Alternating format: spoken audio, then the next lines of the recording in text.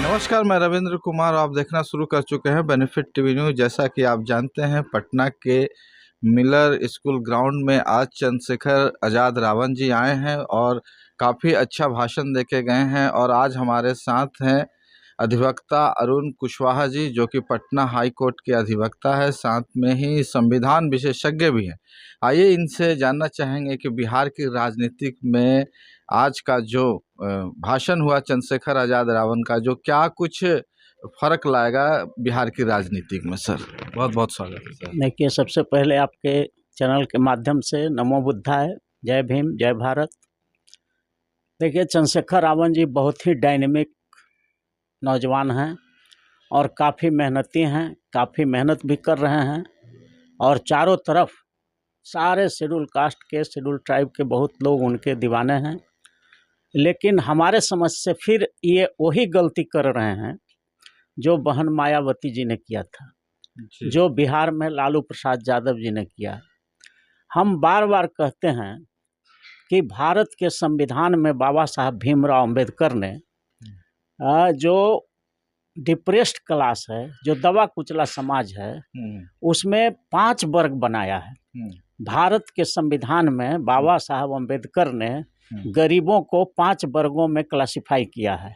सबसे जो गरीब है उसको शेड्यूल ट्राइब कहा गया है, उससे जो अच्छी स्थिति में है उसको शेड्यूल कास्ट कहा गया है, फिर मोस्ट बैकवर्ड है, फिर ओबीसी है और 5वां नंबर में माइनॉरिटी है। ये पांचों को समान जुर्म हुआ है 6ठा वर्ग जो आरक्षण विरोधी समाज के लोग हैं उनके द्वारा। और हजारों वर्ष से इनको सत्ता का जो 4 स्तंभ होता है, विधायिका, कार्यपालिका, न्यायपालिका, नेशनल मीडिया और प्राइवेट सेक्टर, इन चारों तंत्रों में कभी जो है इन 5 वर्गों को जाने ही नहीं दिया गया। जी बिल्कुल। तो अब हमारे समाज का जो भी नेता हैं, चंद्रशेखर जी हों या जो भी आ रहे हैं, उभर करके नए लोग आ रहे हैं, तो उनसे हमारा यही आग्रह है कि कम से कम बाबा साहब ने जो कहा था कि मैं जिस कारवां को यहाँ तक बढ़ा करके लाया हूँ, तुम अगर उसको आगे नहीं बढ़ा सकते तो कम से कम पीछे भी करने का काम नहीं करना। ये उनका चेतावनी था जी। तो उनके चेतावनी से हमको सबक लेना चाहिए। हम लोगों को मंच पर 5 वर्ग के नेता को बैठाना चाहिए जी। और उसमें बल्कि हमारा तो ये बार बार आग्रह रहता है कि अगर आप इन 5 समाज के लोगों को एक करना चाहते हैं तो आपको मंच पर 5 कुर्सी लगाना चाहिए और कुर्सी के पीछे तख्ती लगाना चाहिए ऊंचा करके कि शेड्यूल कास्ट का नेतृत्व करता है, शेड्यूल ट्राइब के नेतृत्व करता है, अति पिछड़ा के नेतृत्व करता है, ओबीसी का नेतृत्व करता है और माइनॉरिटी का नेतृत्व करता है। तो 5 कुर्सी रहती और 5 में पीछे तख्ती लगा रहता और 5 समाज का नेता बैठता, तब पचबंधन समाज ये बनता। हम इनसे चंद्रशेखर जी से यही कहना चाहते हैं, चंद्रशेखर जी आप डायनेमिक आदमी हैं, आप बहुत बढ़िया काम कर रहे हैं, बहुत मेहनती हैं, आप जो है कुछ भी कर सकते हैं, भारत में क्षमता है।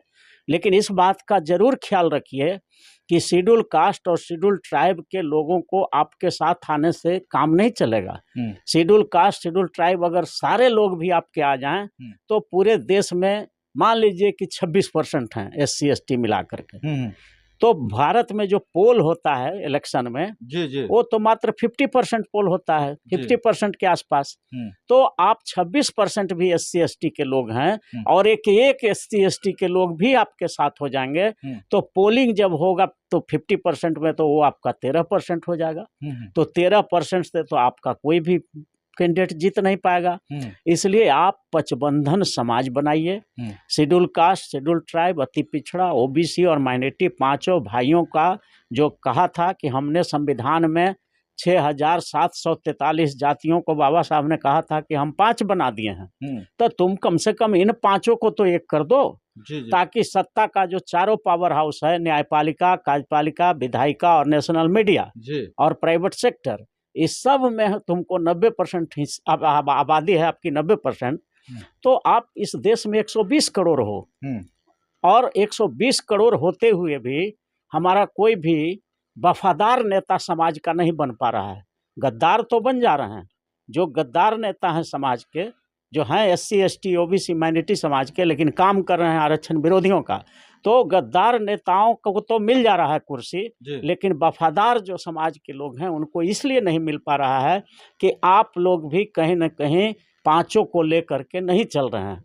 इसलिए पांचों भाइयों को मिला करके चंद्रशेखर जी चलिए, और हम समझते हैं कि ये 90% आबादी है तो 50% पे पोल होता है तो 45% हो जाएगा, और 45% में 542 में से 500 एमपी आप जीत सकते हैं। जी बिल्कुल। अगर आप इस तरह का माहौल बना दिए कि ये पचबंधन समाज का ये पार्टी है, पचबंधन समाज का ये आंदोलन है, तो आपके कंधों पर पूरा देश भरोसा करेगा और पांचों समाज आपको विश्वास में लेगा। जो आप थ्योरी दे रहे हैं सर, वैसा थ्योरी किसी पार्टी के पास नहीं है। पचबंधन वाली बात नहीं है, वो लोग सबको मिला के चलते हैं। ये कॉन्सेप्ट कैसा है, मतलब सभी को लेके चल रहे हैं। यही गौतम बुद्ध ने कहा कि ये अबसर्ड है, बकवास कंसेप्ट है। सबका साथ सबका विकास वाला जो नारा है, वो गौतम बुद्ध ने कहा था कि ये बिल्कुल बकवास है, ऐसा हो ही नहीं सकता है। कैसे? अगर कोई रेप करता है जी, तो सबका साथ सबका विकास मतलब वो जो रेप किया है उसका भी साथ लीजिएगा और उसका भी विकास करिएगा, और जिसका रेप हुआ है जिस लड़की का उसका भी साथ लीजिएगा, उसका भी विकास करिएगा। कहीं मर्डर होता है तो मर्डरर का भी साथ लीजिएगा, उसका भी विकास करिएगा, और जिसके घर में मर्डर हुआ है उसका भी साथ विकास लीजिएगा। ये संभव है? डकैती हो रहा है तो डकैत का भी साथ, और जिसके घर में डकैती हुआ है उसका भी साथ, और उस दोनों का डकैतों का विकास, और जिसके घर में डकैती है, ये संभव ही नहीं है। सर बुद्ध ने कहा, सुन लीजिए, बुद्ध ने कहा बहुजन हिताय बहुजन सुखाय। अच्छा। जो शोषित है उसके हित की बात करो, जो शोषक है उसको तो दबाना पड़ेगा, नहीं तो वो तो, और अगर शोषकों को भी आगे बढ़ाइएगा और शोषितों को भी आगे बढ़ाइएगा तो वो शोषण और ज़्यादा बढ़ा देगा, तो और समाज परेशान हो जाएगा। इसलिए बुद्ध ने बहुजन हिताय बहुजन सुखाय कहा। उसी बात को बाबा साहब भीमराव अम्बेडकर ने संविधान में लाया। SC ST MBC OBC minority जो बहुजन था उसके लिए स्पेशल प्रोविजन बनाया। उसी बात को जगदेव प्रसाद ने बिहार में कहा, 100 में 90 शोषित है, 90 ने ललकारा है, राजपाट और धनधरती और राजपाट में 90 भाग हमारा है। और उसी बात को कांसी राम ने भी कहा, 85-15 की लड़ाई है। तो हमारे पूर्वजों ने जो लाइन खींचा है तो हमको हमेशा 90% को लेकर चलना चाहिए। ये चंद्रशेखर रावण की वही भूल हो रही है जो बहन मायावती ने किया, जो बिहार में लालू प्रसाद यादव जी किए थे। जी, 100% का जो कॉन्सेप्ट है वो बिल्कुल गलत है आपके हिसाब से। प्रैक्टिकल नहीं है। तो प्रैक्टिकल नहीं है तो क्या ये हिम्मत कर पाएंगे कि 90% या 95% लोगों को एक साथ लाएं? एकदम करना चाहिए। अगर नहीं करते हैं तो आज आप देख लीजिए, पूरे देश में जितना भी नेता है बैकवर्ड दलित पिछड़ा का, चाहे वो नरेंद्र मोदी ही क्यों नहीं हो, अमित शाह क्यों नहीं हो, नीतीश कुमार क्यों नहीं हो, सब के सब, लालू प्रसाद क्यों ना हो, सब के सब बैसाखी पर है। किसी का अपना बहुमत नहीं है। कारण वही है कि बाबा साहब का जो बात था, पांचों भाई को एक करके लड़ो, संगठित हो, शिक्षित हो, संगठित हो और तब संघर्ष करो। शिक्षित तो हो गया थोड़ा बहुत, असंगठित हो गया नहीं किया, संगठित हो गया गोजी, तो कोई शेड्यूल कास्ट को संगठित खाली कर रहा है, कोई शेड्यूल ट्राइब को कर रहा है, कोई अति पिछड़ा को कर रहा है, कोई OBC को कर रहा है, कोई माइनॉरिटी को कर रहा है, तो तू संगठित कर रहे हो कि और सबको अलग अलग कर रहे हो?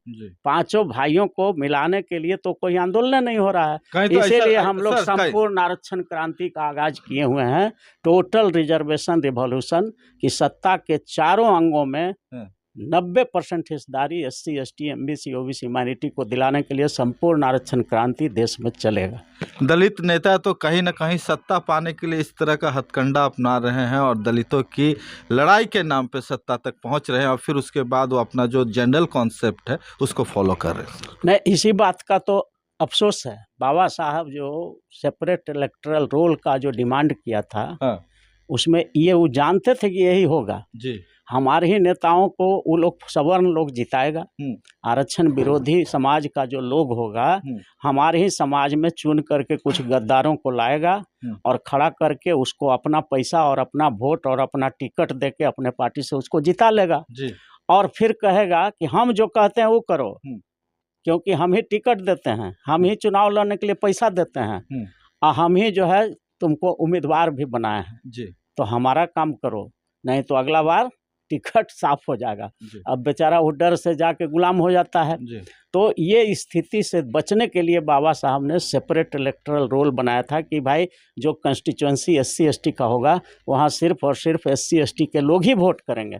तब जो जीतेगा आदमी तो SC ST के कल्याण के लिए करेगा, क्योंकि उसी के वोट से जीता है। आज तो सवर्णों के वोट से, आरक्षण विरोधियों के वोट से और आरक्षण विरोधियों के पैसा से और आरक्षण विरोधियों के पार्टी से टिकट मिलता है, इसलिए वो उनके गुलाम हैं। तो आज 400 सांसद है SC ST OBC माइनॉरिटी का पार्लियामेंट में, लेकिन वो सब के सब जो है आरक्षण विरोधी पार्टियों के गुलाम हैं।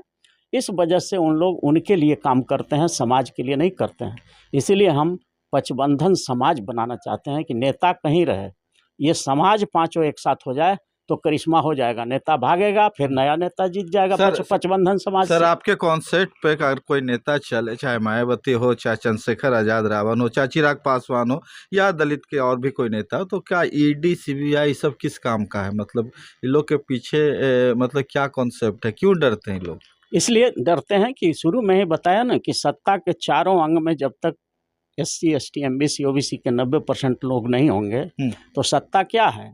आज मान लीजिए किसी को फॉल्स फंसा दिया जाए तो अगर जज आपका रहेगा तो आपको हेल्प हो जाएगा। जज फैसला करेगा कि नहीं गलत फंसाया गया है, इसको रिहा करो।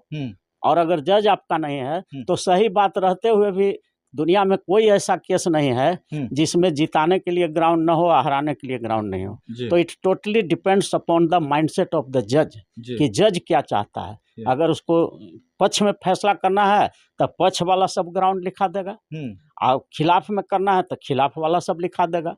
तो जो जज चाहता है वही होता है। कानून दोनों पक्ष में होता है, इसलिए न्यायाधीश होना बहुत महत्वपूर्ण है सभी वर्गों का। हम बार बार कहते हैं कि सत्ता के चारों अंग में जब तक गरीब का बेटा, दलित का बेटा, पिछड़ा का बेटा, अक़लियत का बेटा नहीं जाएगा तब तक सभी लोगों को भारत के संविधान में जो वादा किया गया है कि हम देश के नागरिकों को सामाजिक न्याय देना चाहते हैं, आर्थिक न्याय देना चाहते हैं, राजनीतिक न्याय देना चाहते हैं, फौजदारी न्याय देना चाहते हैं, ये संभव ही नहीं है। इसलिए सत्ता नहीं, संपूर्ण सत्ता की लड़ाई चंद्रशेखर आज़ाद जी को लड़ना चाहिए। बहुजन की लड़ाई आज़ादी से लेकर अब तक चली आ रही, तो कहीं ना कहीं ये भय के माहौल में क्या आज़ादी की लड़ाई जीती जा सकती है? जिस तरह से भयभीत लोग हैं, क्या भयभीत लोग बहुजन को जीत दिला पाएंगे? सर नहीं, भयभीत क्यों, किस बात का भय? अब वो नीति नहीं बना पा रहे सर। आपने बात हम समझ रहे हैं आपका। देखिए हम लोग 90% हैं। देश का आबादी 140 करोड़ है, उस हिसाब से लगभग 120 करोड़ हम ही लोग हैं, SC ST MBC OBC minority लोग हैं। अब 120 करोड़ आदमी 20 करोड़ आदमी से भयभीत हो जाए तो इससे नपुंसकता और क्या हो सकती है? ये संभव ही नहीं है। क्यों डरते हैं? इतना बड़ी आबादी है, 120 करोड़ आप ही हैं भारत में, मतलब आरक्षण समर्थक समाज के लोग हैं, तो किस बात का डर है? कहीं टिकेगा कोई? अब इतना बड़ा आबादी है, हम ही हैं पूरा छाए हुए हैं भारत में, तो डरने की कोई जरूरत नहीं। अब आप लेकिन सही न्याय लेके सभी वर्गों को लेके चलिएगा तब ना। आज लालू नीतीश सब बैसाखी पर क्यों हैं? क्योंकि सबको लेके नहीं चलते हैं। अब लालू जी का मीटिंग होता है, तेजस्वी जी का, तो आधा जो है सीट जादव लोग बैठ जाते हैं। चंद्रशेखर रावण का होगा तो खाली शेड्यूल कास्ट के लोग बैठ जाएंगे मंच पर। उसी तरह से चिराग पासवान का मीटिंग होगा तो उसमें सब खाली पासवान लोग बैठ जाएंगे। तो ये आप मीटिंग का जो फायदा होना चाहिए, जो यूनिटी होना चाहिए समाज में, और बिखराव पैदा कर दे रहे हैं। ये तो पासवान जी का पार्टी है, ये शेड्यूल कास्ट का है, ये जो है कुर्मी का है नीतीश जी का, ये यादव जी का है। तो जो काम एक होने का होना चाहिए था, सम्मेलन का के लिए होता है, एकजुटता के लिए। तो आप और दिखा देते हैं मंच पर एक ही जाति को बिठा के कि हम खाली फलना समाज का हैं। तो इसी वजह से आज भारत में एक भी बैकवर्ड दलित पिछड़ा का नेता अपने बल पर सरकार नहीं बना पा रहा है। सब बैसाखी पर आ जाता है, क्योंकि सबको लेके चलता ही नहीं है।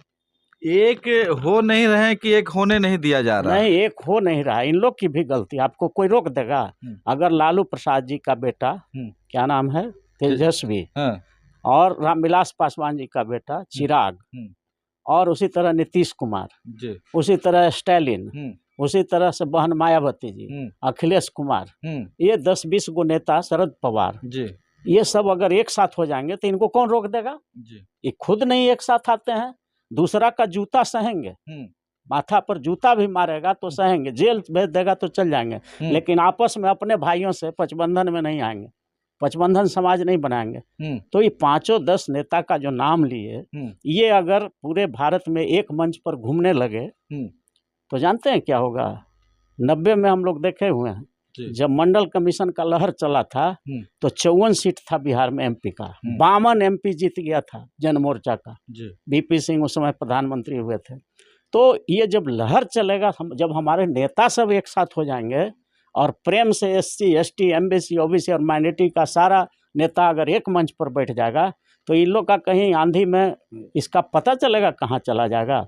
लेकिन ये लोग खुद दोषी है, ये जेल जाने का भी ये लोग खुद दोषी है।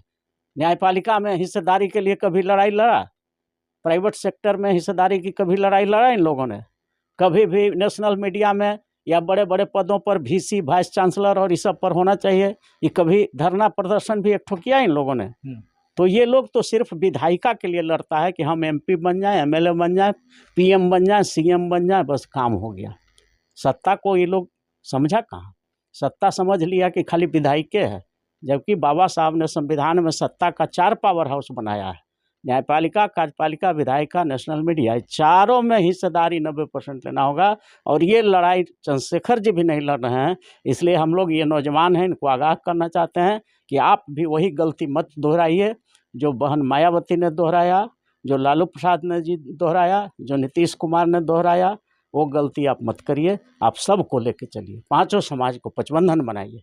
चलिए, बहुत बहुत धन्यवाद सर। ये थे हमारे साथ पटना हाई कोर्ट के अधिवक्ता अरुण कुशवाहा सर। बाकी वीडियो कैसा लगा, इनकी बात से आप कितना सहमत हैं, कमेंट करके ज़रूर बताएं और ज़्यादा से ज़्यादा वीडियो को शेयर करें। बहुत बहुत धन्यवाद। बेनिफिट टीवी का वीडियो आपको पसंद आया तो चैनल को सब्सक्राइब करें और वीडियो को लाइक करें, ज़्यादा से ज़्यादा लोगों तक वीडियो